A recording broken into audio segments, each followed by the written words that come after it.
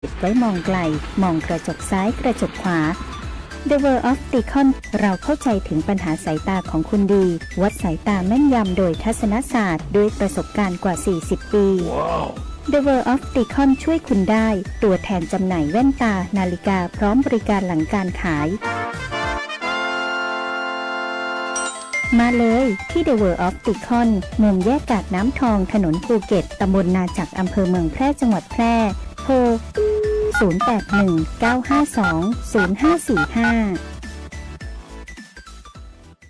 สำนักงานคปภ.มีภารกิจหลักในการกำกับดูแลเพื่อธุรกิจประกันภัยดำเนินไปอย่างถูกต้องตามหลักธรรมาภิบาลส่งเสริมให้ประชาชนเข้าถึงระบบประกันภัยได้ในทุกมิติคุ้มครองสิทธิผู้ยากประกันภัยเพื่อได้รับความเป็นธรรมอย่างแท้จริงพร้อมอยู่เคียงข้างผู้คนในทุกช่วงเวลาของชีวิตทุกเรื่องประกันภัยโทรสายด่วนคปภ.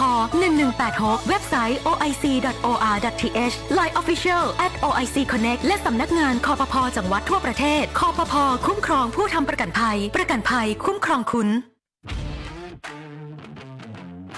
องค์การบริหารส่วนจังหวัดแพร่รับสมัครทีมบาสเกตบอลเข้าร่วมการแข่งขันตามโครงการจัดการแข่งขันและส่งนักกีฬาเข้าร่วมการแข่งขันกีฬาบาสเกตบอลอบจ.แพร่ประเภทการแข่งขันบาสเกตบอลทั่วไปรุ่นอายุไม่เกิน17ปีชายต้องเกิดก่อนปีพ.ศ. 2552ขึ้นไปรุ่นประชาชนชายไม่จำกัดอายุบาสเกตบอล3คนรุ่นอายุไม่เกิน15ปีชายต้องเกิดก่อนปีพ.ศ. 2554ขึ้นไปรุ่นอายุไม่เกิน17ปีชายต้องเกิดก่อนปีพ.ศ. 2552ขึ้นไปรุ่นประชาชนชายรุ่นประชาชนหญิงแข่งขันตั้งแต่วันที่ 1 ถึง 10 กรกฎาคม 2569 ณ โรงยิม 1,000 ที่นั่ง องค์การบริหารส่วนจังหวัดแพร่ สมัครได้ตั้งแต่บัดนี้ไปจนถึงวันที่ 24 มิถุนายน 2569 ณ กองการศึกษา ศาสนา และวัฒนธรรม องค์การบริหารส่วนจังหวัดแพร่ ในวันและเวลาราชการเท่านั้น สอบถามเพิ่มเติม ฝ่ายส่งเสริมการศึกษา โทร 054-532-485ต่อ602หรือติดต่อพี่โตโทร0806772856ถ้าความเร็วบนท้องถนนในชุมชนเป็นตัวเลขเหล่านี้ก็คงดีแต่ในความเป็นจริงยังมีผู้ขับขี่ใช้ความเร็วสูงและการขับรถเร็วเกินกฎหมายกำหนดยังเป็นสาเหตุหลักที่ทำให้เกิดอุบัติเหตุเดินทางถึงบ้านอย่างปลอดภัยขับขี่ด้วยความใส่ใจอย่าขับเร็วอย่าขับซิ่ง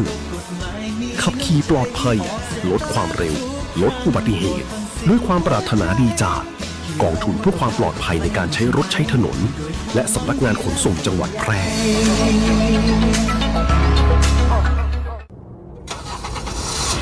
ขับขี่ปลอดภัยเมืองไทยไร้อุบัติเหตุด้วยความปรารถนาดีจากสถานีวิทยุกระจายเสียงแห่งประเทศไทยจังหวัดแพร่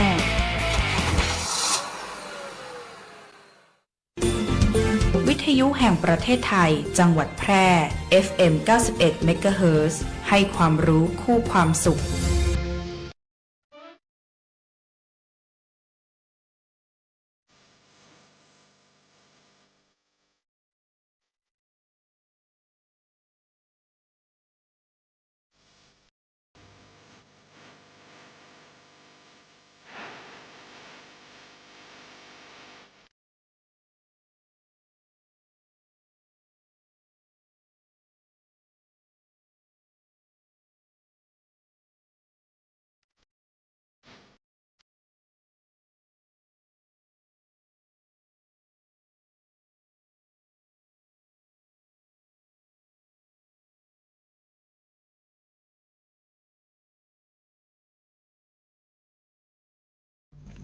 เจ้าสวัสดีเจ้า มาแล้วสวัสดีคุณผู้ชมคุณผู้ฟังติเคารพฮักและคิดถึงทุกท่านนะเจ้ารายการแพร่สารฝันพลังใจออกอากาศทุกวันเสาร์กับวันอาทิตย์นะเจ้าเวลาดี 15:10 นาทีนะเจ้าถึง 16:00 นนะเจ้ารายการแพร่สารฝันพลังใจยินดีต้อนรับทุกท่านเลยนะเจ้าคุณผู้ชมคุณผู้ฟังรายการของเขาก็ออกอากาศได้2ช่องทางนะเจ้าทางคืนวิทยุออนแอร์ ออนไลน์คลื่น91เมกะเฮิรตซ์วิทยุสวท8นะเจ้าคุณผู้ชมคุณผู้ฟังมีพร้อมทั้งไลน์เฟซบุ๊กตัวนะเจ้า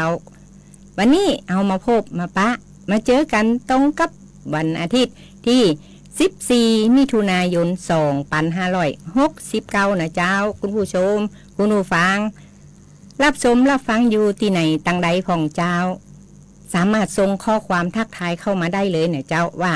ตั้งบ้านคุณผู้ฟังคืนฟังฮับชัดเจนดีก็เจ้าเป็นประจำเช่นเคยนะเจ้าถ้าหากคุณผู้ฟังอยากฟังเพลงหยังชื่นชอบเพลงหยังหลังไมค์แนะนำเข้ามาได้นะเจ้า054523 516นะเจ้าโดยมีข้าเจ้าจำนงชัยพงษ์พิทักษ์มาอยู่เป็นเปี้ยนคุณผู้ฟังวันนี้มาพร้อมกับคุณมะยุรีเขียใจนะเจ้าสวัสดีเจ้าสวัสดีเจ้า วันนี้เขาก็มาทักทายกันในถามบรรยากาศนะเจ้าเนาะฝนตกเนาะ ใจ วันนี้ก็มีข่าวอุบัติเหตุแล้วก็ข่าวของพัฒนาการสังคมและความมั่นคงของมนุษย์จังหวัดแปร่นะเจ้าเนาะข่าวอุบัติเหตุนี่นะเจ้าเนาะวันนี้ก็จะอู้ถึงเรื่องเกี่ยวกับอุบัติเหตุนะเจ้าเนาะเอามาอู้ทุกวันนะเจ้าเนาะเอามาอู้ทุกวันเขาก็มาคอยเตือนกันเนาะเจ้ามันก็เกิดขึ้นในทุกเวลานะเจ้าเนาะแล้วก็ของป้านงเพิ่นก็จะมีหยังบ่ฮู้นะเนาะเจ้าวันนี้นะรายการแพร่สารฝันพลังใจเฮาก็หมุนเวียนสลับซับเปลี่ยนกันนะเจ้าก็จะมี2หนุ่ม4สาวหมุนเวียนสลับกันนะเจ้าคุณผู้ชมคุณผู้ฟังป้านงปาลีก็คิดถึงมิฮักแฟนรายการมากๆเลยนะเจ้าเนาะเพราะว่า1อาทิตย์เฮาก็มาปะกันในวันหยุดพักผ่อนนะเจ้าวันนี้เฮาก็จะนำ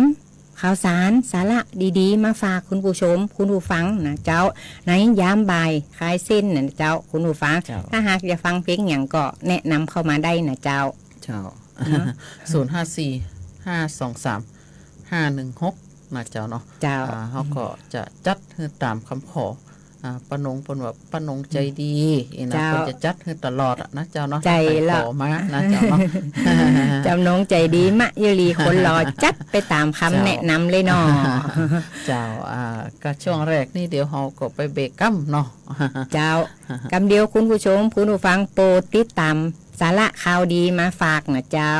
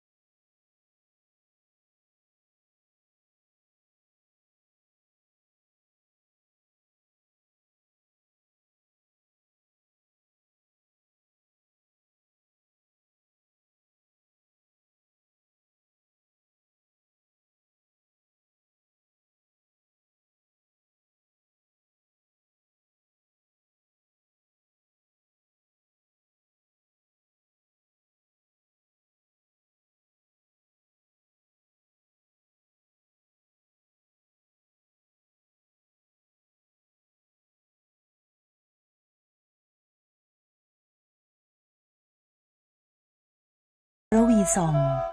นกหยุดร้องวังเวงให้เงียบเหงามองฟ้าวันนี้เป็นสีเทาอกประชาหมองเศร้าระทมสวง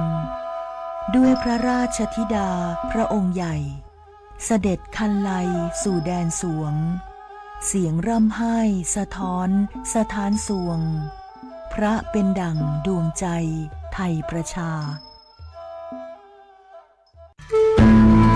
ข่าวสารหน้าหู้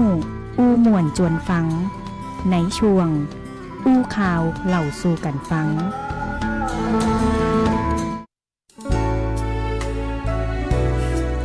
เจ้า ครับเข้ามาสู่ช่วงอู้ข่าวเล่าสู่กันฟังเนาะเจ้าช่วงอู้ข่าวเล่าสู่กันฟังนี่นะเจ้าเนาะเจ้าก็อู้ถึงข่าวเรื่องอุบัติเหตุนะเจ้าเนาะอุบัติเหตุนี่เกิดขึ้นได้ทุกวินาทีถ้าหากว่าเฮาประมาทถ้าเฮาบ่เตรียมความพร้อมของรถของขนนะเจ้าเนาะเตรียมความพร้อมของรถนี่นะเจ้าเนาะเจ้าก็อู้เป็นประจำนะเจ้าเนาะว่ารถเนี่ยต้องเช็คนะเจ้าเนาะก่อนที่จะออกบ้านไปไหนนะเจ้าเนาะเขาก็ต้องเช็คดูว่าถังน้ำมันมันดีกอแบตเตอรี่มันดีกอหรือว่าน้ำมันเครื่องมันมดกอแห้งกออย่างกอนะเจ้าเนาะถึงหม้อแบตหม้ออย่างนะเจ้าเนาะไฟเลี้ยวไฟเบรกนะเจ้าเนาะมันไฟเลี้ยวเนี่ยไฟเบรกเนี่ยมันแทนใจเฮานะเจ้าเนาะอย่างสมมุติว่าใจเฮาจะเลี้ยวซ้ายนะเจ้าเนาะถ้าเฮาเลี้ยวไปทางซ้ายปุ๊บเนี่ยถ้าเฮาบ่ได้ตบไฟซ้ายนี่นะเจ้าเนาะท่านก็คนที่โตยมาหรือว่าคนที่สวนทางกับเฮามาเนี่ยเขาบ่สามารถรู้ได้ว่าเฮาจะเลี้ยวขวาเลี้ยวซ้ายนะเจ้าเนาะอันนี้มันก็เป็นสิ่งเป็นสัญญาณเตือนอันหนึ่งนะเจ้าเนาะถ้าเฮาบ่มีถ้าเฮาไปเลี้ยวปุ๊บมันเกิดอุบัติเหตุนะเจ้าเนาะแล้วก็คนใจรถใจถนนนะเจ้าเนาะโดยเฉพาะคนที่เดินข้ามถนนก็ต้องเดินข้ามทางมาลายระมัดระวังรถที่ว่าจะขับมาทางตรงหรือว่าทางเขาห้องว่าทางเลี้ยวทางอย่างเนี่ยท่านก็ต้องดูดีๆก่อนนะเจ้าเนาะบางครั้งเป็นผู้พิการยังเปิ่นยังเฮาเนี่ยโอ้ยกว่าจะเดินข้ามถนนได้แต่ละทีเนาะก็หนังนับรถเนาะบางครั้งก็เป็นสาวกว่ากันกว่าที่เฮาจะเดินข้ามถนนได้นะเจ้าเนาะท่านก็เดินข้ามทางมาลายนะเจ้าเนาะโดยเฉพาะสะพานลอยเนี่ยผู้พิการอย่างเฮาก็ขึ้นยากนะเจ้าเนาะขึ้นยากลงยากนะเจ้าเนาะท่านก็ข้ามตั้งที่ว่าทางมาลายหรือว่าทางเปิ่นฮื้อข้ามนะเจ้าเนาะแล้วความพร้อมของรถเนี่ยท่านก็เตรียมมือดีๆนะเจ้าเนาะตีแน่ๆขับรถใหญ่ขาดเข็มขัดนิรภัยแล้วดูวันหมดอายุของพรบขับรถมอเตอร์ไซค์หน้านี่นะเจ้าเนาะท่านก็เตรียมเสื้อกันฝนไปเหียนะเจ้าเนาะบางครั้งบางทีฝนมันจะตกตอนไหนเฮาก็บ่ฮู้นะเจ้าเนาะใส่หมวกกันน็อกทั้งคนขับคนซ้อนนะเพื่อป้องกันตัวของเฮาเองไม่ใช่ว่าป้องกันตำรวจจับนะเจ้าเนาะอันนี้คือป้องกันตัวของท่านเองหากว่าท่านไปประสบอุบัติเหตุหัวไปน็อกนะเจ้าอันนี้ก็เนี่ยคือท่านสูญเสียนะเจ้าเนาะสูญเสียสมองเนี่ยมันสั่งทุกอย่างในร่างกายของเฮานะเจ้าเนาะเอานอกทางซ้ายทางขวามันจะสั่งไปสั่งทางขวานะเจ้าเนาะนอกทางขวามันก็จะไปสั่งทางซ้ายนะเจ้าเนาะเพราะฉะนั้นหัวของเฮาเป็นสิ่งที่มีค่าทุกอย่างในร่างกายของเฮาเป็นสิ่งที่มีค่าหมดนะเจ้าครับรถต้องระมัดระวังนะเจ้าแล้วก็ตีแน่ๆนะเจ้าเนาะฉุกเฉินโทร1669นะเจ้าเนาะใจละเจ้าของป้านงปจะมีอย่างคำผ่องเจ้าวันนี้เขาก็จะนำข่าวสารของผู้สนับสนุนรายการแห่สานฝันพลังใจ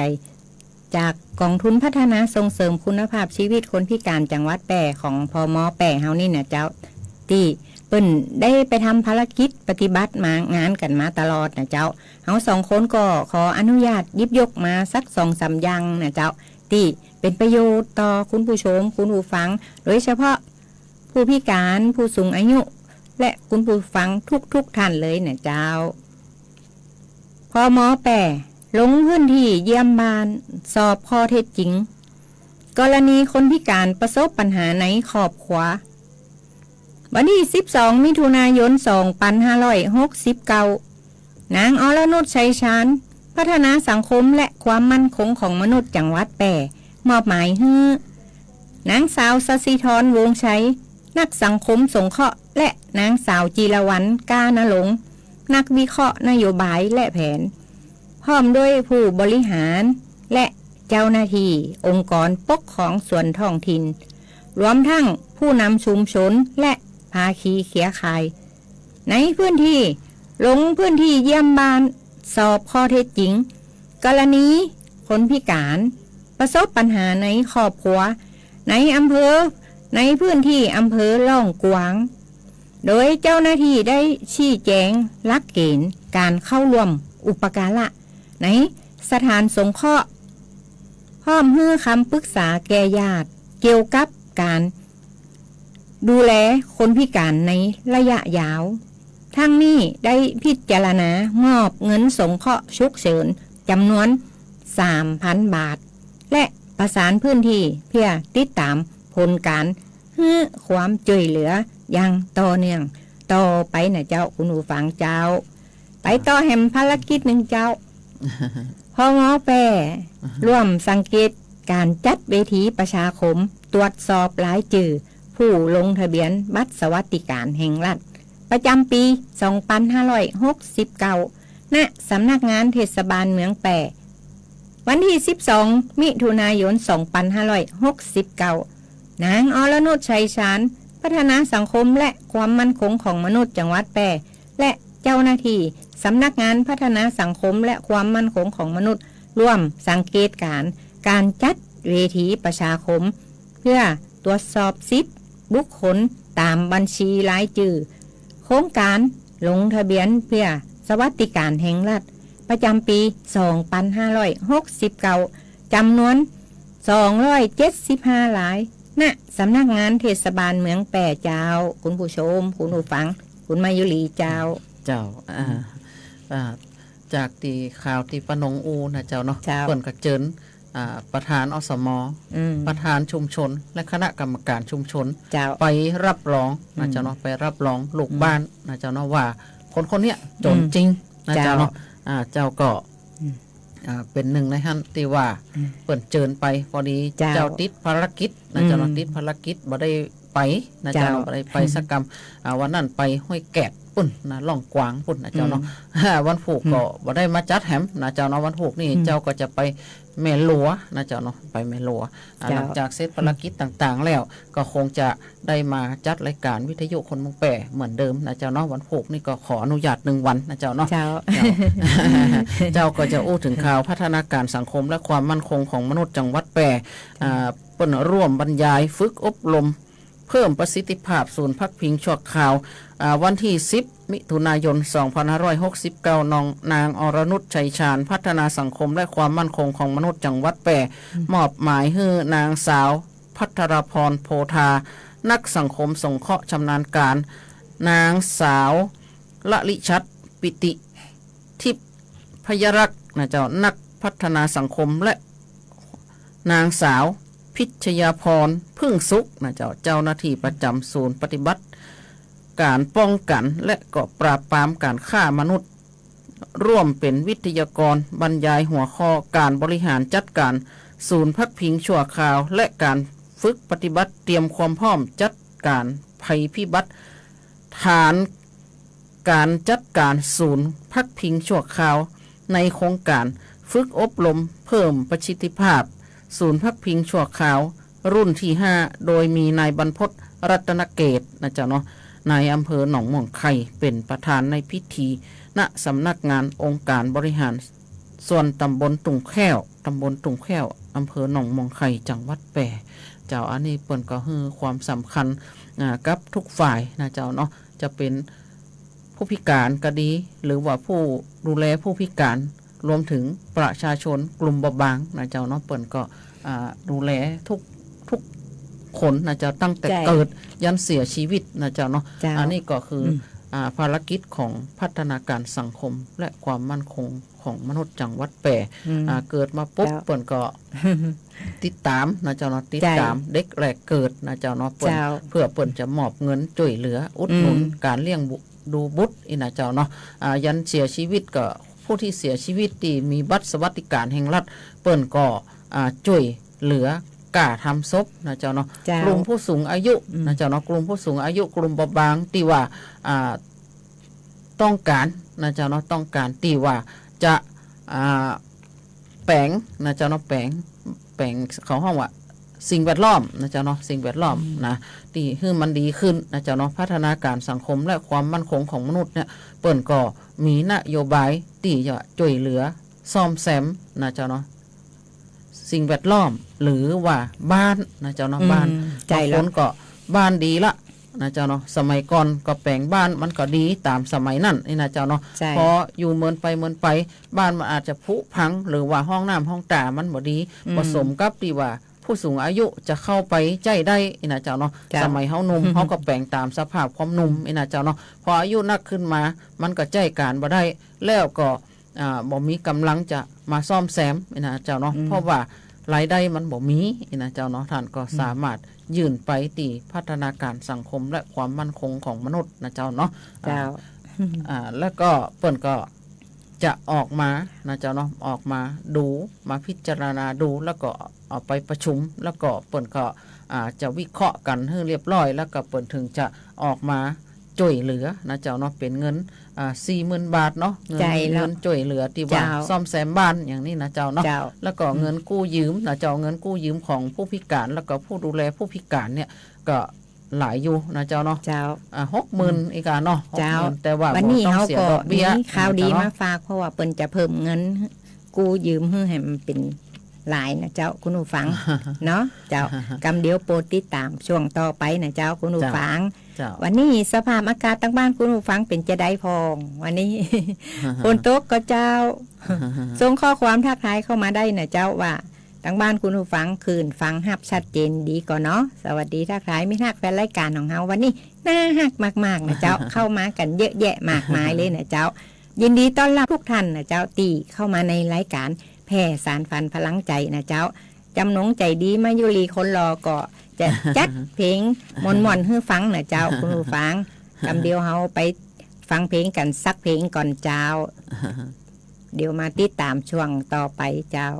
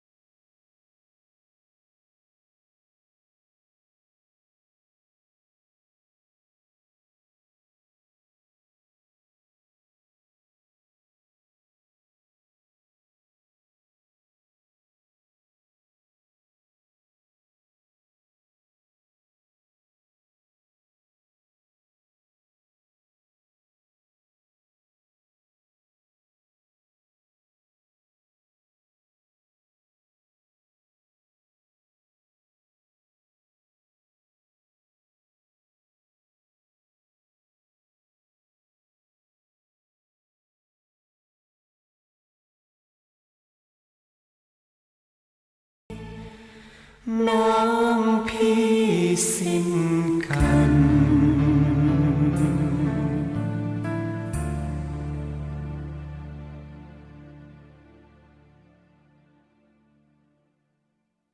สารคดี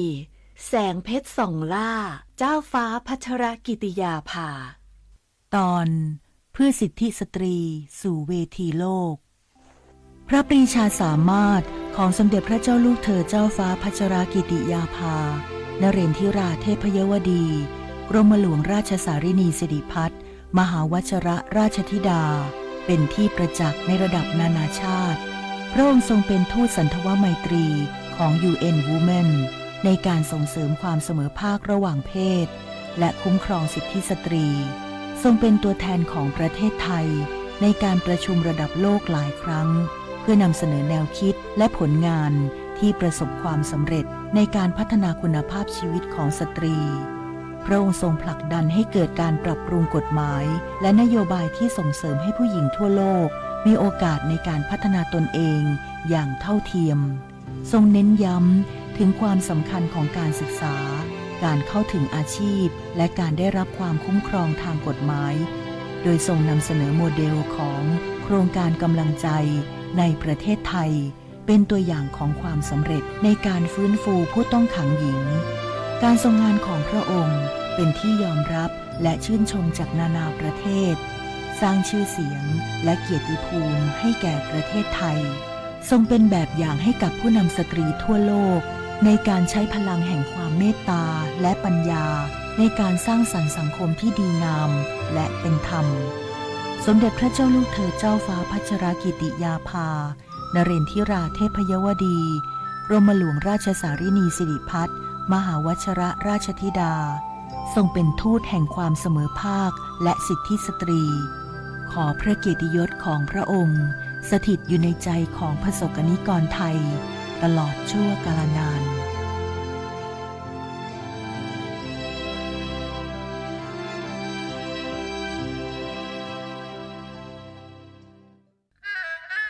กราบก้มบังคมบาทปิยราชธิดาพระเสด็จสู่ฟ้าปวงประชาร่ำให้ครวญนานาพระกรณียกิจในดวงจิตทวินหวนทุกเร้าเศร้าในสวงพระคือดวงใจไทย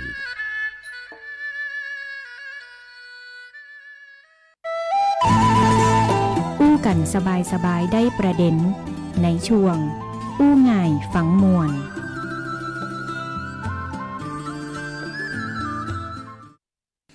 เจ้ากับเข้ามาสู่ช่วงอู้ง่ายฟังหมวนนะเจ้าเนาะ เจ้า เราก็มีข่าวของพัฒนาการสังคมและความมั่นคงของมนุษย์จังหวัดแปรซึ่งเป็นผู้อุปถัมภ์ในรายการของเฮานะเจ้าเนาะพัฒนาการสังคมและความมั่นคงของมนุษย์จังหวัดแปรเป็นประธานเปิดโครงการฝึกอบรมอาสาสมัครฉุกเฉินช่วยเหลือประชาชนและคนพิการหรือผู้ดูแลผู้พิการเชิงบูรณาการประจำปี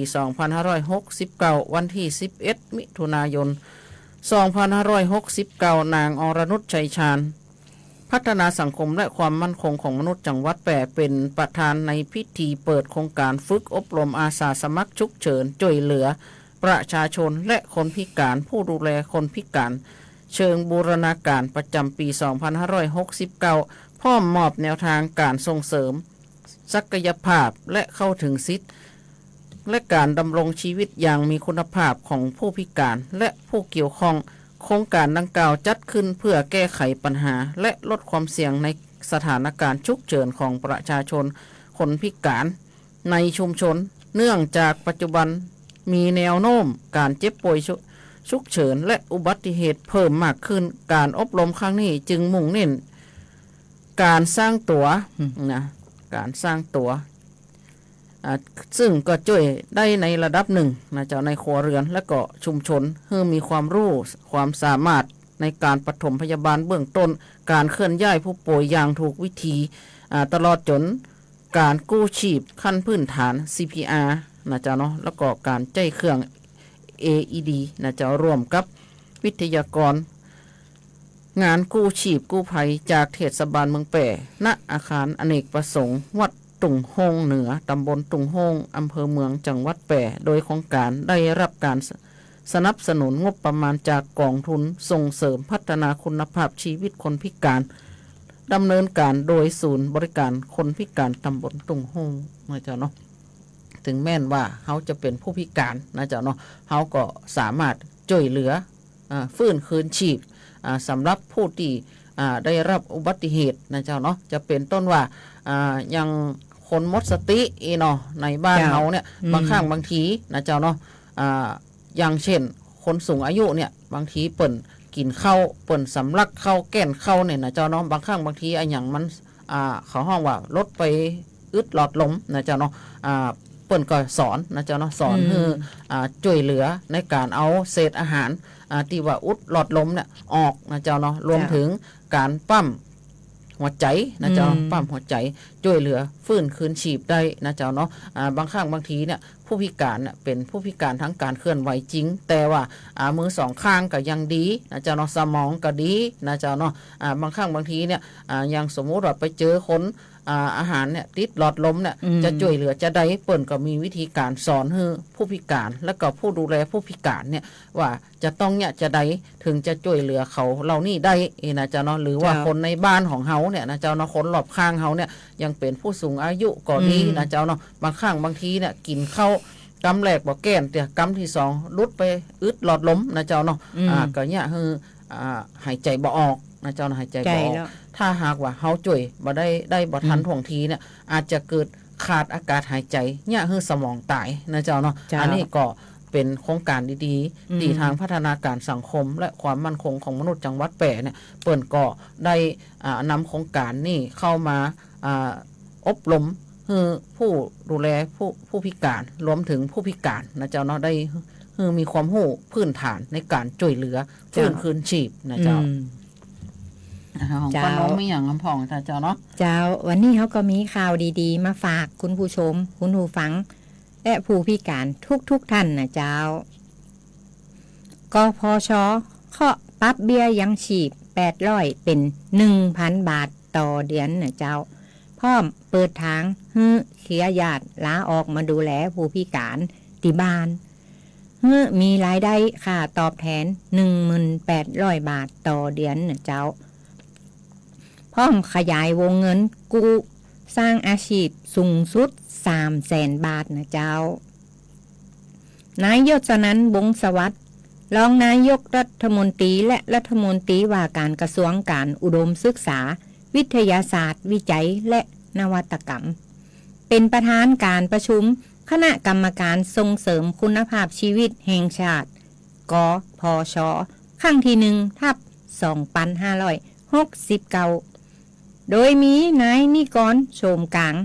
รัฐมนตรีว่าการกระทรวงพัฒนาสังคมและความมั่นคงของมนุษย์พร้อมนายกันตะพงษ์หลังสีสว่างปลัดกระทรวงพม.และผู้เกี่ยวข้องเข้าร่วมประชุมอย่างพร้อมเพรียงเพื่อพิจารณามาตรการยกระดับคุณภาพชีวิตคนพิการทั่วประเทศนายยศนันท์แถลงผลการประชุมว่าที่ประชุมกพช.มีมติเห็นชอบมาตรการสำคัญ5ด้านเพื่อขับเคลื่อนการช่วยเหลือและพัฒนาคุณภาพชีวิตคนพิการให้เท่าเทียมและสอดคล้องกับสภาวะเศรษฐกิจในปัจจุบันมีดังนี้ 1. ปรับเบี้ยคนพิการให้เป็น 1,000 บาทต่อเดือน 2. อนุมัติ141 ล้านจัดหาอุปกรณ์สำหรับช่วยเหลือคนพิการ 3. ดึงเครือญาติเป็นผู้ช่วยคนพิการรับค่าตอบแทน 1,800 บาทต่อเดือน 4. ขยายวงเงินกู้ประกอบอาชีพเต็มฟิกัส 300,000 บาทเพื่อรองรับสถานการณ์เศรษฐกิจปัจจุบันที่ประชุมมีมติเห็นชอบให้ขยายวงเงินกู้เพื่อประกอบอาชีพของคนพิการจากเดิมรายละบ่เกิน 120,000 บาทเพิ่มสูงสุดบ่เกิน 300,000 บาทเพื่อให้คนพิการมีทุนหมุนเวียนในการสร้างรายได้ ยังมั่นคงนะเจ้าคุณผู้ชมคุณผู้ฟังคุณมายุรีเจ้า เจ้า เนาะ อันนี้ก็เป็นสิ่งที่ดีๆนะเจ้าเนาะ ใจ บาง แล้ว ครั้งบางทีเนี่ยครอบครัวเนี่ยบางครั้งเปิ่นมีผู้พิการอยู่บ่สามารถจะช่วยเหลือตัวเองอย่างได้ซักอย่างแต่คนที่ว่าอยู่ด้วยกันน่ะก็จะต้องออกจากงานมา ใจ เพื่อมาดูแลคนพิการ นะเจ้าเนาะก็ เจ้า เสียเวลา เสียแม้กระทั่ง เจ้าง านนะเจ้าเนาะ อันนี้ก็เป็นสิ่งที่ดีๆที่ เนาะ ทางรัฐบาลเนี่ย ใจ เปิ่น แล้ว จะมีการจัดอบรม แล้วเพื่อมาดูแลผู้พิการ เจ้า ในครอบครัวนะเจ้าเนาะก็ เจ้า แล้วก็เป็นอาชีพคือผู้ที่เลี้ยงดูได้ตัวนะเจ้าเนาะ เจ้า ถ้าบ่เนี่ย เนาะ จะอีเนี่ย อืม เขาลาออกจากงานมาเขาก็บ่มีรายได้ละนะเจ้าเนาะ ใช่ สำหรับเบี้ยผู้พิการเนี่ย เจ้า 1,000 บาทเนี่ยก็ถือว่าสุดยอดนะเจ้าเนาะ ใช่แล้ว ที่ เนาะ เพิ่นจะเพิ่มให้ อืม ก็ขอบคุณแทนผู้พิการทุกท่านล่วงหน้า เนาะ นะเจ้าเนาะ เจ้า ถ้าสมมุติว่าเปิ่นขึ้นให้จริงเนี่ยนะเจ้าเนาะมันก็เงิน 1,000 บาทมันก็บ่เท่ากันนะเจ้าเนาะสำหรับคนรวยก็ถือว่าจิบๆนะถ้าสำหรับคนหลากย่าอย่างหมู่เฮาก็ถือว่า 1,000 บาทเนี่ยกินได้ตลอดเดือนนะเจ้าเนาะกินได้ตลอดเดือน แล้วก็ผู้ดูแลผู้พิการ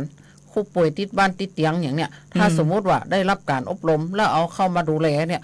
อันนี้ก็เป็นสิ่งที่ดีนะเจ้าเนาะสำหรับผู้ดูแลผู้พิการที่จะได้รับนะเจ้าเนาะเมื่อ เจ้า ท่านเสียโอกาสจากงานที่ท่านทำเป็นประจำเนี่ยท่านลาออกมาแล้วท่านก็บ่มีรายได้นะเจ้าเนาะ เจ้า อันนี้ก็มาขอห้องว่าเศรษฐกิจในบ้านเนี่ยมันก็เป็นใจค่อยดีอยู่แล้วนะเจ้าเนาะก็เป็นสิ่งที่ดีๆที่ทางรัฐบาลมีนโยบายแบบนี้ ใจ นะ แล้ว เจ้า เนาะเจ้า เจ้า ในส่วนของคนละครึ่งก็คือคักนะเจ้าเนาะคุณมายุรีเนาะ เขาก็ได้ใจกันไปทวนหน้าแล้วนะเจ้าผ่านไปเกิงเดียนแล้วก็จะใจกันไปเจ็บหมดแล้วเนาะ ช่ว เนาะ งนี้ก็โอ้ยเนาะทางตลาดหรือว่าร้านค้าต่างๆเนี่ยโอ้ตั้งแต่มีคนละไม่ใช่คนละครึ่งนะเขาบอกว่าอย่างก็ไทยช่วยไทยพลัสเนาะ ใช่ รัฐ แล้ว 60นะเฮา40นะเจ้าเนาะอันนี้โหสุดยอดเลยนะ เจ้า เจ้าเนาะ เนาะ ก็เนี่ยคือเศรษฐกิจกระเตื้องขึ้นมานะเจ้าเนาะการค้าการขายก็ดีขึ้นสำหรับรถพุ่มพวงก็มีรายได้ขึ้นมาอะไร ใจ ประ แล้ว มาณ เนาะ นั้นนะเจ้าเนาะ เจ้า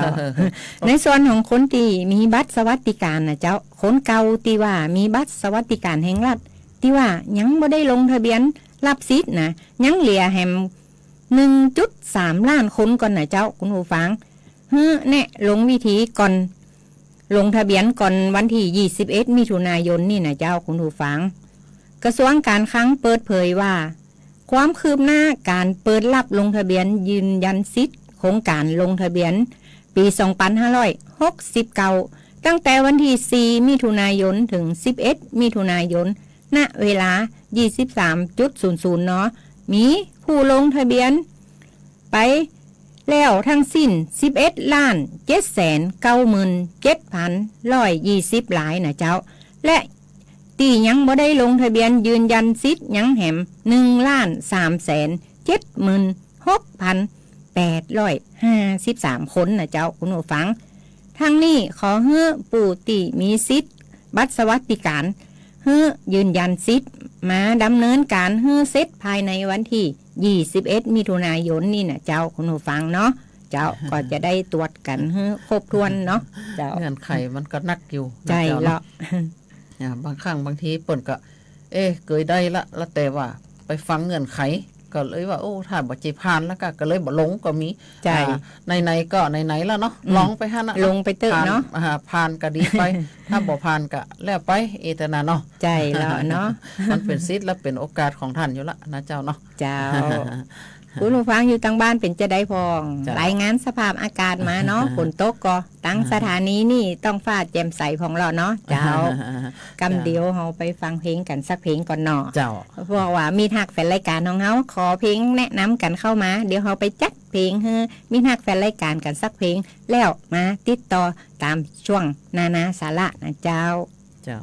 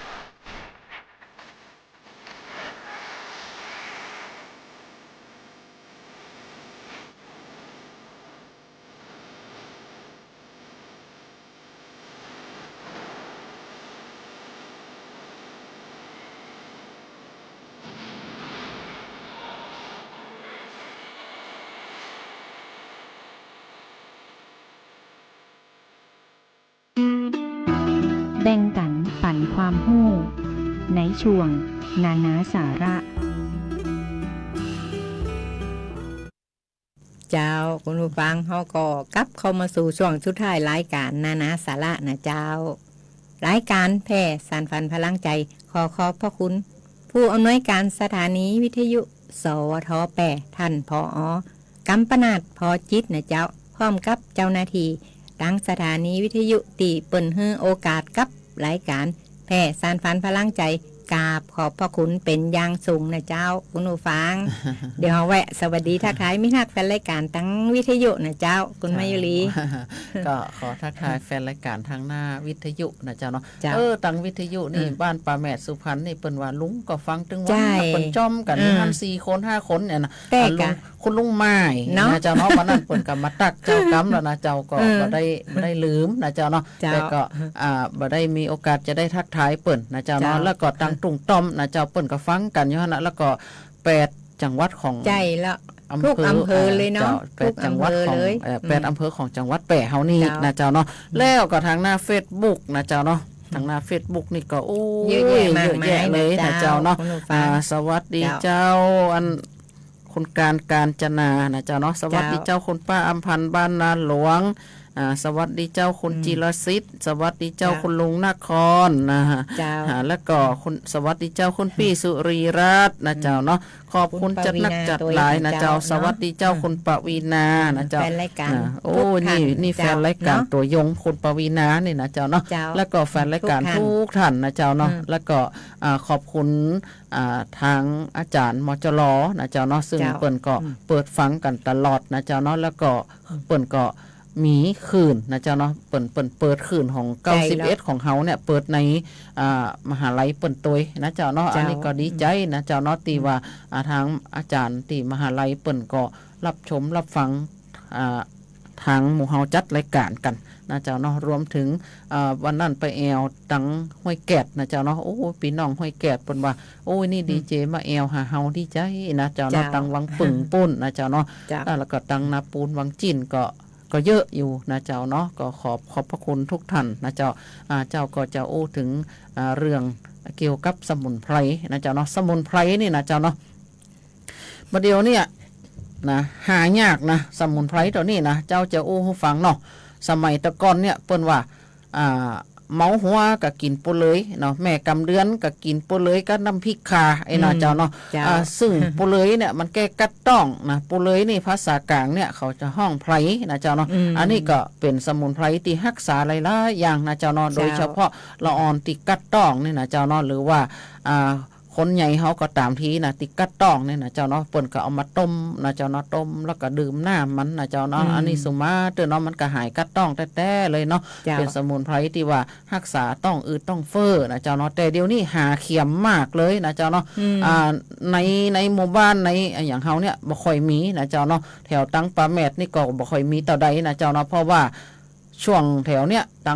งตำบลปลาแมดตังเบียงตังบางทงอย่างเนี้ยน้ำท่วมมันนะเจ้าเนาะ ใช่ หัว แล้ว มันเน่ามัน เนาะ ตายไปหมดอะ เจ้า นะเจ้าเนาะวันนั้นก็ไปเจอที่บ้านป้านงเหมือนละปีแล้ว เป็น ละ บาง นะ ปีเนาะ มันนี้เป็นบางตี ใช่ อันนี้ แล้ว เป็นสมุนไพรเกี่ยวกับ